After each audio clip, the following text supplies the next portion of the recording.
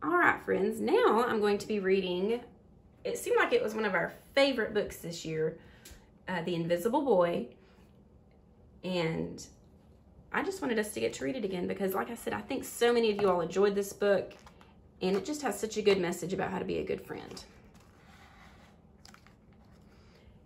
Can you see Brian, the invisible boy? Even Mrs. Carlotti has trouble noticing him in her classroom. She's too busy dealing with Nathan and Sophie. There's Brian. Nathan has problems with what Mrs. Carlotti calls volume control.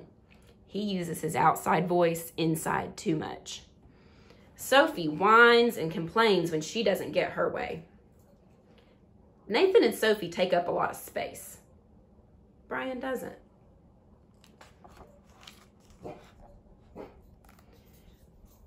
When the bell rings for recess, Micah and JT take turns choosing kids for their kickball teams. The best players get picked first, then the best friends of the best players, then the friends of the best friends. Only Brian is left, still waiting and hoping. JT glances in Brian's direction, just as quickly looks away. We've got enough players for each team, he tells the others. Let's play ball. Poor Brian. In the cafeteria, Madison and her friends talk about her birthday party. The rope swing over the pool was awesome, says JT. Yeah, so was the water slide, adds Fiona. That was the best pool party ever. I'm so glad you guys had fun, says Madison. Everyone did, except Brian. He wasn't invited.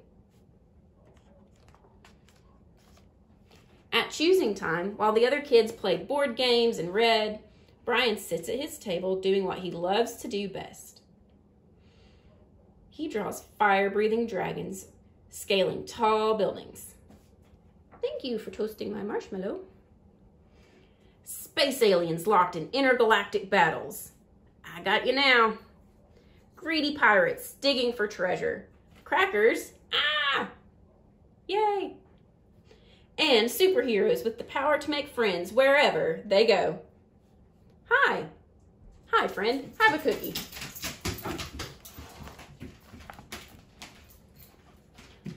On Monday morning, Mrs. Carlotti introduces Justin to a new student to the class.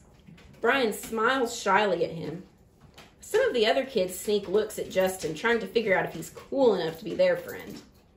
They haven't quite made up their minds yet. At lunch, Madison and JT watch Justin eat with chopsticks. What's that? Madison asks Madison as she points at Justin's food. It's bulgogi. What? Bulgogi. It's Korean barbecued beef. My grandma made it for me. It's really good. Do you want to try some? There's no way I'd eat boogergy. And the kids laugh. All of them, that is, except Brian. He sits there wondering which is worse. Being laughed at or feeling invisible? The next day, when Justin goes to his cubby to put away his backpack, he notices a piece of paper with his name on it. Justin, I thought the bulgogi looked good. Brian, yum. At morning recess, Brian finds a piece of chalk on the ground and starts drawing away. You're Brian, right? Yeah. Thanks for the note. Hey, Justin, Emilio calls from the tetherball court. You're up next. Sorry, I gotta go, says Justin. By the way, that's a really cool drawing, he adds before taking off. Back in class, Mrs. Carlotti asks the kids to team up in 2s or 3s for a special project.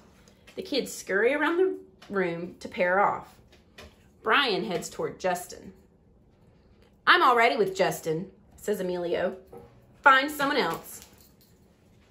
Brian looks at the floor, wishing he could draw a hole right there to swallow him up. Mrs. Carlotti said we can have up to 3 people in our group. We're only 2. Come on, Emilio. Let him work with us. Okay, I guess. Sorry, Dolly just decided to run on the floor. Mrs. Carlotti gives the class directions for the project. Your assignment is to work together to write a story about what you see in that photograph. Use your imagination and have fun. Whoa, cool, says Emilio. What kind of people do you think live in houses like that? I don't know, but I bet Brian could draw them to go with our story, says Justin. Brian smiles as he takes out his lucky pen.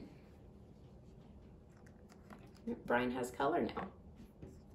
At the beginning, he was black and white.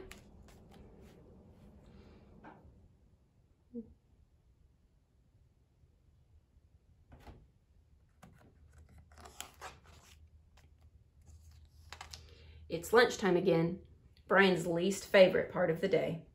Another 20 long minutes of kids talking and laughing with everyone else but him. Brian! He hears someone shout, "Hey, Brian, over here!" Brian turns and sees Justin waving him over. Emilio nods at Brian as he makes room for him at the table. Maybe, just maybe, Brian isn't so invisible after all. Cookie? Thanks.